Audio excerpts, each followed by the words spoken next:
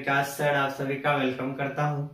Physics में 25 objective का dose हर रोज मिल रहा है और हम लोग धीरे धीरे बढ़ते बढ़ते वीडियो नंबर 16 पे पहुंच गए हैं। तो उम्मीद है कि आप लोग का भी तैयारी बेहतर ढंग से हो रहा होगा। तो एग्जाम में बहुत ही बेहतर करना है, एक भी ऑब्जेक्टिव छोड़ के नहीं आना है। टोटल जो है जितना ऑब्जेक्टिव 35 ऑब्जेक्टिव बनाना है तो पूरा को बना के ही आना है। तो आज का हम लोग 25 ऑब्जेक्टिव स्टार्ट कर रहे हैं। तो आज जो हमारा सबसे पहला क्वेश्चन है वो आपको स्क्रीन पे दिख रहा है। तो इस क्वेश्चन को देखते हैं क्या कह रहा है। इस क्वेश्चन में बोला जा रहा है, जिस प्रक्रिया द्वारा एक भारी नाभिक के लगभग समान द्रव्यमान वाले दो हल्के नाभिकों में विभक्त हो जाता है उसे कहा जाता है। तो पढ़े हैं कि अगर ये एक भारी नाभिक अगर विखंडित होकर टूटकर दो हल्के नाभिकों में कन्वर्ट हो जाता है तो ये नाभिकीय विखंडन। और संलयन में क्या होता है, दो हल्के नाभिक आपस में जुड़कर एक भारी नाभिक का निर्माण करते हैं। और विखंडन में क्या होता है, एक भारी नाभिक टूटकर हल्के नाभिकों में कन्वर्ट हो जाता है। तो यहाँ पे क्या कर रहा है, दो हल्के नाभिकों में विभक्त हो जाता है, क्या हो जाएगा, विखंडन हो जाएगा। तो हमारा जो पहला आंसर है पहला का वो हमारा आ जाएगा बी नंबर। अब इसके दूसरा क्वेश्चन देखिए, इसमें बोला जा रहा है नाभिकों के मिलने और एक नाभिक के बनने और ऊर्जा मुक्त होने की घटना को। नाभिक जब मिला तो वहां पे संलयन। तो यहाँ पे हमारा दूसरा जो क्वेश्चन है इसका आंसर क्या आ जाएगा, नाभिकीय संलयन। तो दूसरा का आंसर क्या आ जाएगा, ए नंबर हो जाएगा।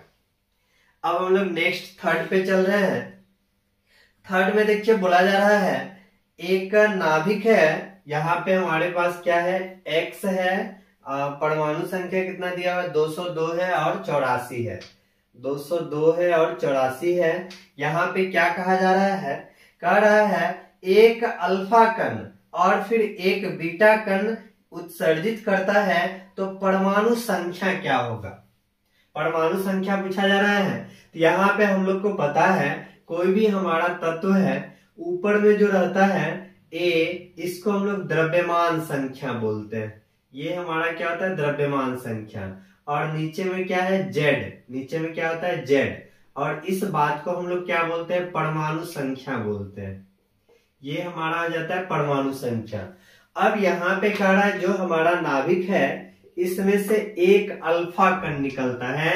तो आप लोग को पता होना चाहिए कि अगर हमारे पास कोई भी तत्व है तो यहाँ से अगर एक अल्फा कण अगर निकल रहा है तो जो हमारा द्रव्यमान संख्या है इसमें 4 इकाई का कमी हो जाता है। और जो हमारा परमाणु संख्या है इसमें 2 इकाई का कमी हो जाता है। अगर किसी भी परमाणु से अगर एक बीटा कण निकले तो बीटा कण के निकलने से क्या होगा, जो हमारा द्रव्यमान संख्या है जैसा है वैसा ही रहेगा, लेकिन हमारा जो परमाणु संख्या है इसमें 1 इकाई का वृद्धि हो जाता है। ये बात आप लोग को ध्यान रखना है कि अल्फा कण के निकलने से द्रव्यमान संख्या में 4 इकाई का कमी और परमाणु संख्या में जो है 2 इकाई का कमी। जबकि एक बीटा कण निकलेगा तो द्रव्यमान संख्या जैसा है वैसा ही रहेगा और परमाणु संख्या में 1 इकाई का वृद्धि हो जाता है। तो यहाँ पे जो हमारा क्वेश्चन है इस क्वेश्चन में कहा जा रहा है कि जो हमारा तत्व है यहाँ से पहले एक अल्फा कण को निकालना है। अल्फा कण को निकालेंगे तो द्रव्यमान संख्या हमारा कितना हो जाएगा, यहाँ से हमको 4 घटा देना है तो 198 हो गया। यहाँ से परमाणु संख्या है, यहाँ पे 2 घटा देना 82 हो जाएगा। अब फिर कह रहा है एक बीटा कण को भी निकालना है। बीटा कण को निकालना है तो जो हमारा द्रव्यमान संख्या है जैसा है वैसा ही रहेगा, लेकिन ये जो हमारा परमाणु संख्या है इसमें 1 इकाई का वृद्धि हो जाएगा। तो 82 से क्या आ गया, 83। और हमको क्वेश्चन में बोला जा रहा है परमाणु संख्या कितना होगा, तो परमाणु संख्या हमारा 83 हो जाएगा। दूसरा का देखते हैं, ये तीसरा का 83। तो हमारा आंसर सी नंबर हो गया। तीसरा का क्या हो जाएगा? C number. तो ये चीज आप लोग ध्यान रखिए, इससे रिलेटेड भी कोई सा भी क्वेश्चन दिया जा सकता है, तो यहाँ पे इसको ध्यान रखना है। अब हम लोग बढ़ेंगे नेक्स्ट क्वेश्चन की तरफ। नेक्स्ट क्वेश्चन जो है हमारा 4 नंबर। 4 नंबर में देखिए तो क्या बोला जा रहा है, इसमें बोला जा रहा है जब एक रेडियो एक्टिव परमाणु बीटा कण का उत्सर्जित करता है तो इसका परमाणु भार, परमाणु संख्या अगर बोलता तो एक इकाई का वृद्धि हो जाता है, लेकिन यहाँ परमाणु भार बोल रहा है, तो परमाणु भार बीटा कण के निकलने से नहीं बदलता है। तो हमारा ए नंबर आंसर हो जाएगा। 4 का क्या हो गया? ए नंबर। अब हम लोग नेक्स्ट क्वेश्चन 5 नंबर की तरफ चल रहे हैं। 5 में बोला जा रहा है जब कोई रेडियो सक्रिय तत्व अल्फा कण उत्सर्जित करता है तो इसका द्रव्यमान संख्या, अभी जस्ट पढ़े हैं, अल्फा कण के निकलने से द्रव्यमान संख्या में 4 इकाई का कमी होता है। तो यहाँ द्रव्यमान संख्या ही पूछ रहा है, तो क्या हो जाएगा? द्रव्यमान संख्या जो हमारा है घटती है तथा उसकी परमाणु संख्या भी घटती, दोनों घटती है। तो यहाँ पे हमारा ऑप्शन जो है बी नंबर आंसर सही है। तो 5वां का क्या हो जाएगा? बी नंबर हो जाएगा। 5वां का आ गया बी। नेक्स्ट हम लोग चल रहे हैं 6ठा नंबर क्वेश्चन। निम्नांकित में किसका वेधन महत्तम वेधन क्षमता होता है? एक्स किरण है, कैथोड किरण है, अल्फा किरण है, गामा किरण है। तो यहाँ पे वेधन क्षमता हम लोग को पता है कि सबसे ज्यादा वेधन क्षमता जो होता है गामा किरण का होता है, बहुत ज्यादा वेधन क्षमता होता है गामा किरण का। तो हमारा जो 6ठा है इसका आंसर क्या आ जाएगा? डी नंबर हो जाएगा। 6ठा का क्या आ गया? D number. सबसे कम हमारा जो है अल्फा बीटा गामा में अल्फा का, इसके बाद बीटा का, और सबसे ज्यादा वेधन क्षमता जो होता है वो गामा का होता है। सब चीज पढ़े हुए हैं। अब है गामा किरणों के उच्च वेधन क्षमता, उच्च वेधन शक्ति का कारण है तो कम तरंग दैर्घ्य का होना। गामा किरण का तरंग दैर्घ्य जो होता है वो बहुत कम होता है, जिस कारण से इसका वेधन क्षमता क्या होता है? सबसे ज्यादा होता है। तो गामा किरण का उच्च वेधन क्षमता का कारण क्या है? कम तरंग दैर्घ्य। तो 7वां का हमारा क्या हो जाएगा? ए नंबर। 7वां का हमारा आंसर क्या हो गया? ए। अब हम लोग नेक्स्ट क्वेश्चन पे देखते हैं। बीटा किरणें तेजी से चलने वाले, बीटा किरणें क्या है? तेजी से चलने वाले प्रोटॉन है, न्यूट्रॉन है, इलेक्ट्रॉन है, इसमें से कोई नहीं। तो यहाँ पे देखिए बीटा कण हम लोग जान रहे हैं कि जो हमारा अल्फा कण होता है, अल्फा कण ये हमारा होता है He++ आयन का प्रवाह, यानी हीलियम आयन का प्रवाह होता है हमारा अल्फा कण। और बीटा कण जो होता है, बीटा कण के बारे में जान रहे हैं, ये हमारा इलेक्ट्रॉन का प्रवाह होता है। तो बीटा कण क्या है? इलेक्ट्रॉन हो जाएगा। तो हमारा आंसर बीटा किरणें तेजी से चलने वाले क्या है? इलेक्ट्रॉन है। तो हमारा आंसर क्या हो गया? सी नंबर हो गया। 8वां का क्या आ गया? सी नंबर हो गया। यहाँ पे ध्यान रखना, अल्फा कण पूछा जाता तो हीलियम आयन का प्रवाह होता, और बीटा कण पूछा जा रहा है तो इलेक्ट्रॉन का प्रवाह होगा। तो यहाँ पे इसको ध्यान रखना है। नेक्स्ट हम लोग चल रहे हैं 9वां नंबर क्वेश्चन पे। 9 नंबर क्वेश्चन में देखिए क्या कहा जा रहा है। किसी तत्व के 2 समस्थानिकों के नाभिक में अवश्य होगा, यानी अवश्य है, समस्थानिक है। तो यहाँ पे देखिए समस्थानिक, समभारिक, समन्यूट्रॉनिक, ये सब पढ़े हुए हैं। समस्थानिक मतलब क्या हो गया? कि समस्थानिक मतलब हो गया कि हमारा परमाणु संख्या समान होना चाहिए और द्रव्यमान संख्या भिन्न भिन्न होना चाहिए। जैसे यहाँ पे हमारे पास कार्बन है, तो कार्बन का हम लोग को पता है 3 समस्थानिक होते हैं, 6, 12, फिर 13, यहाँ पे 14। इस तरह से यहाँ पे जो हमारा परमाणु संख्या है, सभी का परमाणु संख्या समान है और द्रव्यमान संख्या अलग अलग है। तो ये सब हमारा क्या है? एक दूसरे का समस्थानिक है। इसके बाद यहाँ पे हाइड्रोजन का भी देखे थे, हाइड्रोजन का भी 1 है, फिर यहाँ पे 1, 2 है, फिर यहाँ पे 1, 3 है। इस तरह से हमारा हाइड्रोजन का भी समस्थानिक है। अब यहाँ पे पूछा जा रहा है समस्थानिक में क्या अवश्य समान होना चाहिए।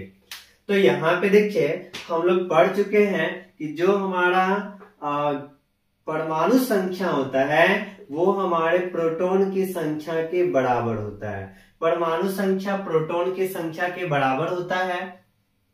अगर उदासीन परमाणु है तो Z बराबर P बराबर E होता है, ये हमारा उदासीन परमाणु के लिए होता है। और ये बात जो है हमारा आयन वाला परमाणु में आयन के लिए भी लागू होगा और उदासीन रहेगा उसके लिए भी लागू होगा। ये केवल जो उदासीन के लिए लागू होता है जब कोई आवेश नहीं हो।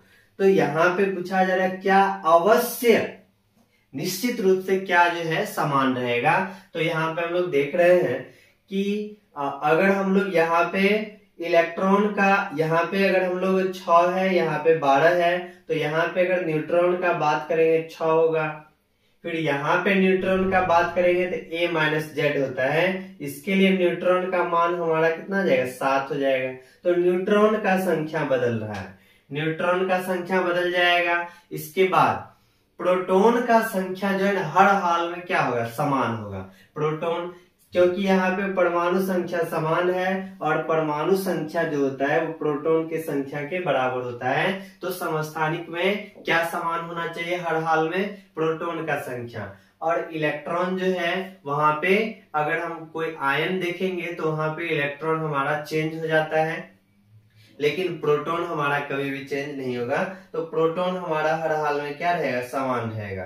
तो हमारा जो है क्वेश्चन नंबर 9 था, तो इसमें न्यूट्रॉन की संख्या समान, प्रोटॉन की संख्या समान।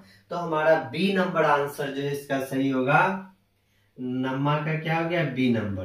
क्योंकि हम लोग को पता है समस्थानिक में क्या समान रहता है, Z समान रहता है और Z जो है ना हर हाल में P के बराबर होता है, ये हमेशा निश्चित होता है। तो इस कारण से समस्थानिक में क्या समान रहना चाहिए हर हाल में, तो प्रोटॉन का संख्या अवश्य समान रहेगा, हर हाल में समान रहेगा।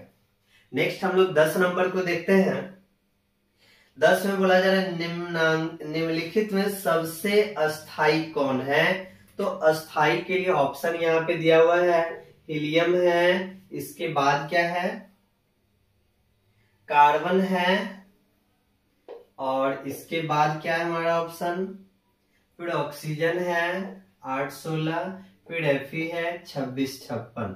यहाँ पे बोला जा रहा है सबसे अधिक अस्थाई कौन है। तो अस्थाई यहाँ पे हम लोग को बताना है। तो कोई भी परमाणु के स्थायित्व का कारण जो प्रति न्यूक्लियन बंधन ऊर्जा होता है।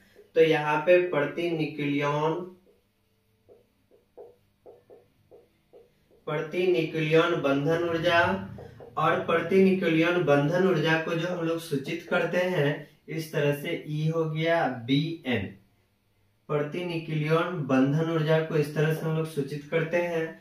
और यहाँ पे प्रति न्यूक्लियन बंधन ऊर्जा है क्या, प्रति न्यूक्लियन बंधन ऊर्जा मतलब हो गया कि यहाँ पे कोई भी नाभिक है तो उस नाभिक में प्रोटॉन का संख्या और न्यूट्रॉन की संख्या के योगफल को ही हम लोग न्यूक्लियन कहते हैं। प्रोटॉन का संख्या और न्यूट्रॉन का संख्या जो है इसी के योगफल को हम लोग न्यूक्लियन की संख्या बोला जाता है।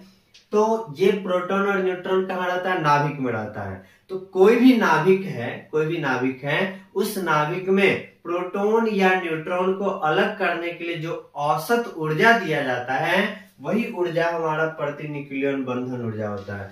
तो यहाँ पे प्रोटॉन या न्यूट्रॉन को अलग करने के लिए जो ऊर्जा लगा, तो यहाँ पे ऊर्जा जो दिया गया औसत ऊर्जा वही हमारा प्रति न्यूक्लियन बंधन ऊर्जा होता है। और इसका जो फॉर्मूला होता है बंधन ऊर्जा का, प्रति न्यूक्लियन बंधन ऊर्जा का, तो बंधन ऊर्जा बट्टा में ए हमारा हो गया द्रव्यमान संख्या।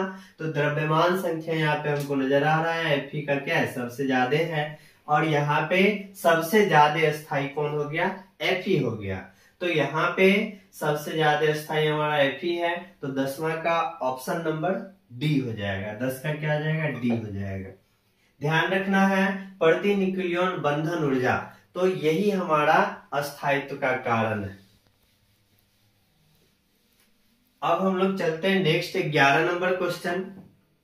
11 नंबर में बोला जा रहा है परमाणु के नाभिक में अवश्य रहेगा, परमाणु का जो नाभिक है उसमें क्या निश्चित रूप से रहेगा, तो नाभिक में जो है प्रोटॉन और न्यूट्रॉन रहता है, प्रोटॉन और न्यूट्रॉन रहता है, और इलेक्ट्रॉन तो बाहर चारों तरफ चक्कर लगाता है, तो इलेक्ट्रॉन वाला ऑप्शन पहले ही कैंसिल है।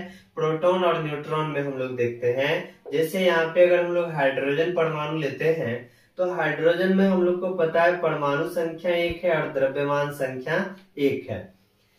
तो यहाँ पे अगर हमसे न्यूट्रॉन का संख्या पूछा जाए तो यहाँ पे न्यूट्रॉन जो है ना द्रव्यमान संख्या माइनस परमाणु संख्या कर देंगे तो यहाँ पे 0 हो जाएगा। तो हाइड्रोजन में देखिए, हाइड्रोजन एक ऐसा परमाणु है जहां पे न्यूट्रॉन का संख्या जो है वो 0 होता है, एक भी न्यूट्रॉन का संख्या नहीं है।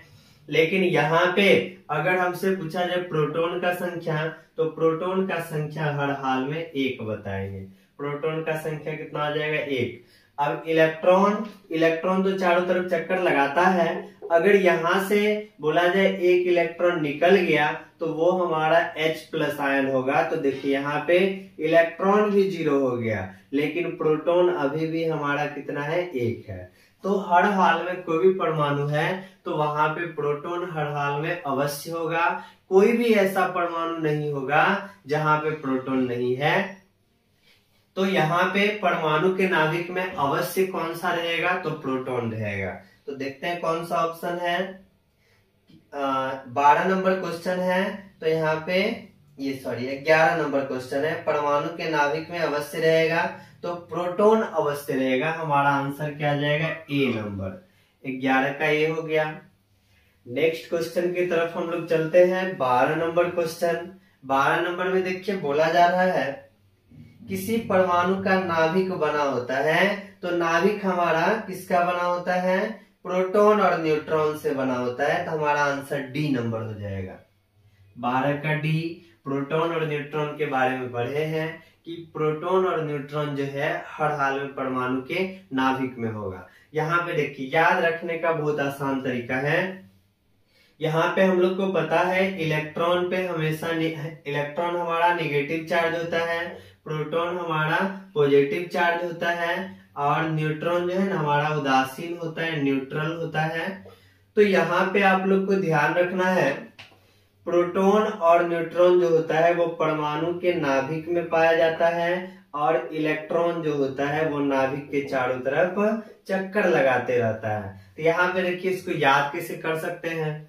यहाँ पे ध्यान रखना है P मतलब प्रोटॉन, P से प्लस यानी पॉजिटिव। देखिए यहाँ पे ये भी मैच कर रहा है, P से प्रोटॉन, P से पॉजिटिव, N से हमारा न्यूट्रॉन, N से हमारा न्यूट्रल। न्यूट्रल मतलब उदासीन, कोई आवेश नहीं, और इलेक्ट्रॉन तो ध्यान रहेगा ही। यहाँ पे ध्यान रखना है P से हमारा प्रोटॉन होता है, अब P से ध्यान रखिए पैसा वाला, क्योंकि कोई भी आदमी बॉडीगार्ड जो रखता है, कौन बॉडीगार्ड रखता है, जिसके पास बहुत ज्यादा पैसा हो, पैसा वाला बॉडीगार्ड रखता है। तो यहाँ पे यही सोचना है हम लोग को, P से प्रोटॉन और P से पैसा वाला, तो बहुत पैसा वाला है इसलिए अपने साथ क्या रखा है, एक न्यूट्रॉन बॉडीगार्ड रखा है। तो प्रोटॉन और इसके बाद जो बहुत ज्यादा पैसा वाला रहता है वो एक सिक्योरिटी में रहता है। तो वहां पे ये भी हम समझ सकते हैं कि प्रोटॉन हमारा बहुत ज्यादा पैसा वाला है, इस कारण से ये नाभिक में रहता है और अपने साथ क्या रहता है, बॉडीगार्ड रखता है। इलेक्ट्रॉन हमारा निगेटिव हो गया, और जो ऋणात्मक प्रवृत्ति का रहता है वो चारों तरफ, जैसे ऋणात्मक प्रवृत्ति मतलब क्रिमिनल सोच लीजिए, वो एक जगह स्थिर नहीं रहता, वो चारों तरफ जो घूमते फिरते रहता है, चारों तरफ घूमते फिरते रहता है। तो यहाँ पे हम लोग इस तरह से भी ध्यान रख सकते हैं, P से प्रोटॉन, P से पैसा वाला, और अपने साथ एक बॉडीगार्ड को रखा हुआ है। अब पैसा वाला जो रहता है ना वो हर हाल में बंद गाड़ी में अधिकांश जगह जाता भी है, तो बंद गाड़ी में जाता है, और ये पूरा सिक्योरिटी में रहता है। इलेक्ट्रॉन हमारा ऋणात्मक प्रवृत्ति का है, तो चारों तरफ बेचारा घूमते रहता है, चक्कर लगाते रहता है। तो इस तरह से हम लोग ध्यान रख सकते हैं। तो परमाणु के नाभिक में क्या रहेगा, प्रोटॉन और न्यूट्रॉन रहेगा, इस तरह से ध्यान रखना है। तो हमारा जो है 12 नंबर का क्या आ गया, डी आ गया। अब हम लोग नेक्स्ट पे चल रहे हैं 13 नंबर क्वेश्चन। 13 नंबर देखिए, 13 में बोला क्या जा रहा है, 13 नंबर क्वेश्चन में बोला जा रहा है एक तत्व की परमाणु संख्या Z, द्रव्यमान संख्या A इसमें इसके एक परमाणु में न्यूट्रॉन की संख्या, तो न्यूट्रॉन की संख्या का फॉर्मूला पता है, n बराबर a माइनस जेड होता है। द्रव्यमान संख्या में से परमाणु संख्या घटा देते हैं तो वही हमारा न्यूट्रॉन का संख्या। तो देखिए कौन सा ऑप्शन है 13 का। 13 में न्यूट्रॉन की संख्या a माइनस जेड, हमारा सी नंबर आंसर हो जाएगा। 13 का क्या हो गया सी। नेक्स्ट पे हम लोग चल रहे हैं 14 नंबर क्वेश्चन। इसमें बोला जा रहा है नाइट्रोजन के नाभिक में होता है और n यहाँ पे हमारा 7 है, यहाँ पे 14 है। तो यहाँ पे इसके बारे में बोला जाए तो यहाँ पे हम लोग को पता है कोई भी तत्व है तो ऊपर में a या नीचे में z, ये बात पता है। तो a यहाँ पे द्रव्यमान संख्या 14 हो गया, z हमारा 7 हो गया। और हम लोग ये भी पढ़ चुके हैं जितना हमारा z होता है उतना ही p होता है, उतना ही इलेक्ट्रॉन। ये बात उदासीन परमाणु के लिए, तो नाइट्रोजन पे यहाँ कोई आवेश नहीं है, इस कारण से जितना z आया उतना ही p आएगा और उतना ही हमारा e आएगा। यहाँ पे n निकालना है तो a माइनस जेड कर देते हैं, 14 में से 7 गया तो हमारा कितना आ गया 7 आ गया। तो प्रोटॉन भी 7, इलेक्ट्रॉन भी 7 और हमारा न्यूट्रॉन भी 7। 14 नंबर में कहा, देखिए क्या बोला जा रहा है, 7 इलेक्ट्रॉन और 7 न्यूट्रॉन, ये बात भी हमारा सही है। 7 इलेक्ट्रॉन और 7 प्रोटॉन। अच्छा यहाँ नाभिक बोला जा रहा है, देखिए ध्यान रखना है, इलेक्ट्रॉन हमारा क्या रहता है, नाभिक के चारों तरफ चक्कर लगाता है। यहाँ पे हमसे बोला जा रहा है नाभिक में क्या होता है, तो नाभिक में अभी जस्ट हम लोग पढ़े प्रोटॉन और न्यूट्रॉन होता है। तो 7 प्रोटॉन और 7 न्यूट्रॉन, तो हमारा कौन सा ऑप्शन, सी नंबर, 7 प्रोटॉन और 7 न्यूट्रॉन। तो हमारा आंसर सी नंबर हो गया। 14 का क्या हो गया सी। यहाँ पे नाइट्रोजन में क्या सब होता है, 7 इलेक्ट्रॉन, 7 प्रोटॉन और 7 न्यूट्रॉन। लेकिन नाइट्रोजन के नाभिक में क्या होता है, नाभिक में तो प्रोटॉन और न्यूट्रॉन होता है, इसलिए 7 प्रोटॉन और 7 न्यूट्रॉन हो जाएगा। तो ये हमारा आंसर हो गया। नेक्स्ट क्वेश्चन पे हम लोग चल रहे हैं। नेक्स्ट क्वेश्चन देखिए क्या कहा जा रहा है, 15 नंबर। 15 में बोला जा रहा है यूरेनियम की द्रव्यमान संख्या 235 है। द्रव्यमान संख्या मतलब ए हमारा 235 दे दिया है। इसके बाद क्या बोला जा रहा है, परमाणु संख्या हमारा 92 है, जेड हमारा 92 है। पूछा क्या जा रहा है, यूरेनियम परमाणु में प्रोटॉन और न्यूट्रॉन और इलेक्ट्रॉन की संख्या क्रमशः होगी। प्रोटॉन न्यूट्रॉन और इलेक्ट्रॉन। प्रोटॉन सबसे पहला प्रोटॉन, उसका न्यूट्रॉन, तब इलेक्ट्रॉन, ये हमसे पूछा जा रहा है। तो यहाँ पे देखिए हम लोग को पता है कि ए यहाँ पे है, जेड है और यूरेनियम अभी उदासीन है। तो उदासीन है तो जितना जेड उतना ही पी उतना ही ई हो जाएगा। तो जेड हमारा कितना 92 है, तो पी भी हमारा 92 और ई भी हमारा 92 और एन पता है ए माइनस जेड होता है। यहाँ पे 235 है, इसमें से 92 घटा देंगे, 5 में से 2 गया तो हमारा 3 आ गया।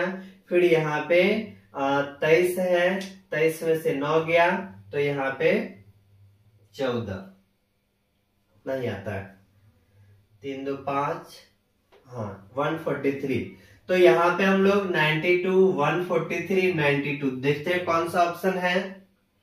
92, 143, 92 ए नंबर ही ऑप्शन है।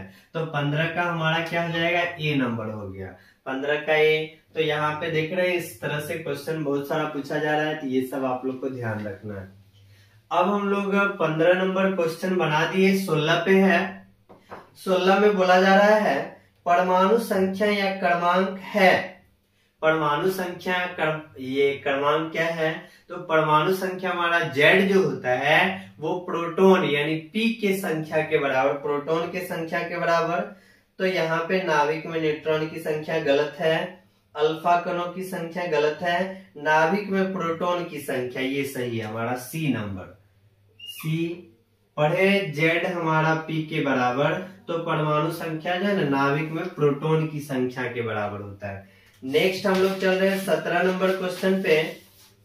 17 नंबर में बोला जा रहा है जैसे जैसे द्रव्यमान संख्या बढ़ती है उसी के साथ साथ निम्न में नाभिक से संबंधित किस राशि का परिवर्तन नहीं होता है। नहीं होने वाला बात कर रहा है। द्रव्यमान संख्या बढ़ रहा है तो द्रव्यमान संख्या बढ़ रहा है तो यहाँ पे द्रव्यमान भी परिवर्तन होगा और यहाँ पे आयतन भी हमारा परिवर्तन हो जाएगा। घनत्व, तो घनत्व हम लोग जान रहे हैं, घनत्व जो होता है डेंसिटी, घनत्व जो है वो हमारा द्रव्यमान बट्टे आयतन, द्रव्यमान बट्टा आयतन। तो हमारा द्रव्यमान भी परिवर्तन हो रहा है और आयतन भी परिवर्तन हो रहा है, दोनों एक जैसा परिवर्तन हो रहा है। तो यहाँ पे हमारा जो घनत्व है वो क्या हो जाएगा, परिवर्तन नहीं होगा, अपरिवर्तित रहेगा। यहाँ पे यही पूछा जा रहा है हमसे किस राशि का परिवर्तन नहीं होता है, तो हमारा घनत्व हो जाएगा सी नंबर हो जाएगा। 17 का हमारा क्या हो गया, सी नंबर। नेक्स्ट क्वेश्चन हमारा 18 नंबर है। 18 नंबर में बोला जा रहा है न्यूट्रॉन की खोज करने का श्रेय किसको दिया गया। तो न्यूट्रॉन का खोज जेम्स चैडविक ने किया था 1932 ईस्वी में, जान रहे इसको। तो न्यूट्रॉन की खोज का श्रेय किसको दिया गया, जेम्स चैडविक, यानी चैडविक, डी नंबर हो जाएगा। 18 का हमारा क्या हो गया, डी। नेक्स्ट हम लोग 19 नंबर पे देख रहे हैं। 19 में बोला जा रहा है निम्नलिखित में किससे विभाजन नहीं किया जा सकता है, किससे विभाजन नहीं किया जा सकता है, परमाणु। तो परमाणु के बारे में जान रहे, परमाणु को विभाजित किया जा सकता है मौलिक कण के रूप में, इलेक्ट्रॉन, प्रोटॉन और न्यूट्रॉन है। धन आयन है, इसको विभाजित किया जा सकता है। नाभिक है तो नाभिक में प्रोटॉन और न्यूट्रॉन दोनों रहता है। तो हमारा फोटोन जो है ना, ये कण विभाजित नहीं होता है, तो हमारा आंसर क्या आ जाएगा, डी नंबर। 19 का हमारा डी हो गया। नेक्स्ट हम लोग 20 नंबर पे चल रहे हैं। 20 में बोला जा रहा है निम्नलिखित में कौन आवेश रहित कण है। तो अल्फा के बारे में तो जान रहे हैं, अल्फा जो हमारा होता है वो धन आवेशित कण होता है। अल्फा मतलब हीलियम आयन का प्रवाह, He++ आयन का प्रवाह। और बीटा कण जान रहे कि इलेक्ट्रॉन का प्रवाह, तो बीटा कण हमारा ऋण आवेशित हो गया। प्रोटॉन पे पता है प्लस चार्ज होता है, तो फोटोन जो है आवेश रहित कण है, तो डी नंबर हो जाएगा। 20 का क्या हो गया, डी नंबर। 21 नंबर में, 21 में देखिए इलेक्ट्रॉन द्रव्यमान ऊर्जा के समतुल्य है, सही संबंध है। तो द्रव्यमान ऊर्जा से रिलेटेड आइंस्टीन साहब ने क्या फॉर्मूला दिया था, E = mc²। द्रव्यमान ऊर्जा से रिलेटेड यही हमारा फॉर्मूला होता है। तो देखते हैं किस ऑप्शन में है। तो यहाँ पे हमारा ऑप्शन नंबर सी, तो 21 का आंसर क्या हो गया, सी आ गया। नेक्स्ट हम लोग 22 नंबर पे चल रहे हैं। 22 में देखिए तो क्या कहा जा रहा है, अल्फा किरणें हैं, तो अल्फा किरणें हमारा क्या हो जाएगा, धन आवेशित कण। अल्फा कण जो है हीलियम आयन का प्रवाह, He++ आयन का प्रवाह। तो हीलियम आयन क्या है, धन आवेशित कण है, तो सी नंबर। 22 का हमारा क्या आंसर आ गया, सी नंबर। नेक्स्ट हमारा 23 नंबर। 23 में बोला जा रहा है निम्नलिखित में कौन मूल कण नहीं है। मूल कण यानी मौलिक कण, फंडामेंटल पार्टिकल नहीं है। तो इलेक्ट्रॉन, प्रोटॉन, न्यूट्रॉन तो हमारा फंडामेंटल पार्टिकल है, बच गया अल्फा कण, तो हमारा आंसर क्या हो जाएगा, सी नंबर हो जाएगा। अब हमारा 24 नंबर। 24 नंबर में बोला जा रहा है एक अल्फा कण बना होता है। तो एक अल्फा कण जो होता है, अल्फा कण मतलब क्या हो गया, हीलियम आयन का प्रवाह, He++ आयन का प्रवाह होता है। तो हीलियम में हम लोग को पता है कि परमाणु संख्या हमारा कितना होता है, 2, और द्रव्यमान संख्या हमारा कितना होता है, 4। तो ऑप्शन देखते हैं कौन सा है। एक अल्फा कण बना होता है, तो क्वेश्चन में एक प्रोटॉन, गलत बात है। 2 प्रोटॉन और 2 न्यूट्रॉन, क्योंकि हम लोग को पता है यहाँ पे जो हमारा हीलियम है ये तो हमारा He++ आयन है। तो यहाँ पे जो हमारा प्रोटॉन होगा वो हमारा Z के बराबर होगा, तो प्रोटॉन हमारा 2 हो गया। और यहाँ पे न्यूट्रॉन निकालना है तो 4 - 2 कर देंगे तो 2 हो जाएगा। तो हमारा जो अल्फा कण होता है 2 प्रोटॉन और 2 न्यूट्रॉन का बना होता है। तो कौन सा ऑप्शन है? 2 प्रोटॉन 2 न्यूट्रॉन, बी नंबर हो जाएगा। 24 का हमारा क्या हो गया? बी। और आज हम लोग लास्ट क्वेश्चन पे पहुंचे हैं 25 नंबर पे। देखते हैं इसको क्या कहा जा रहा है। हीलियम परमाणु की सही रचना है। तो हीलियम परमाणु का सही रचना, हीलियम का सही संरचना बोला जा रहा है। हीलियम, यहाँ पे अल्फा कण नहीं बोला जा रहा है, हीलियम बोला जा रहा है। तो हीलियम का सही संरचना बोला जा रहा है। तो हीलियम का परमाणु संख्या पता है 2 होता है, द्रव्यमान संख्या 4 होता है। हम लोग पढ़े जितना जेड उतना ही पी और उतना ही ई उदासीन परमाणु के लिए। यहाँ पे जेड हमारा 2 है, पी भी हमारा 2 है और ई भी हमारा कितना है? 2 है। तो प्रोटॉन न्यूट्रॉन और इलेक्ट्रॉन तीनों का तीनों इसमें कितना होता है? 2 होता है। तो देखिए कौन सा ऑप्शन है। तो ऑप्शन नंबर डी है, 2 प्रोटॉन 2 न्यूट्रॉन 2 इलेक्ट्रॉन्स, यानी हमारा आंसर क्या आ जाएगा? डी नंबर हो जाएगा। 25 का क्या आ गया? डी। तो इस तरह से हम लोग आज का 25 ऑब्जेक्टिव क्वेश्चन पूरा कर लिए हैं। आप लोग मन लगा के पढ़ते रहिए, निश्चित रूप से बेहतर करेंगे बोर्ड एग्जाम में। फिर मिलते हैं हम लोग नेक्स्ट वीडियो के साथ। नेक्स्ट 25 क्वेश्चन रहेगा उसमें भी। तब तक के लिए धन्यवाद।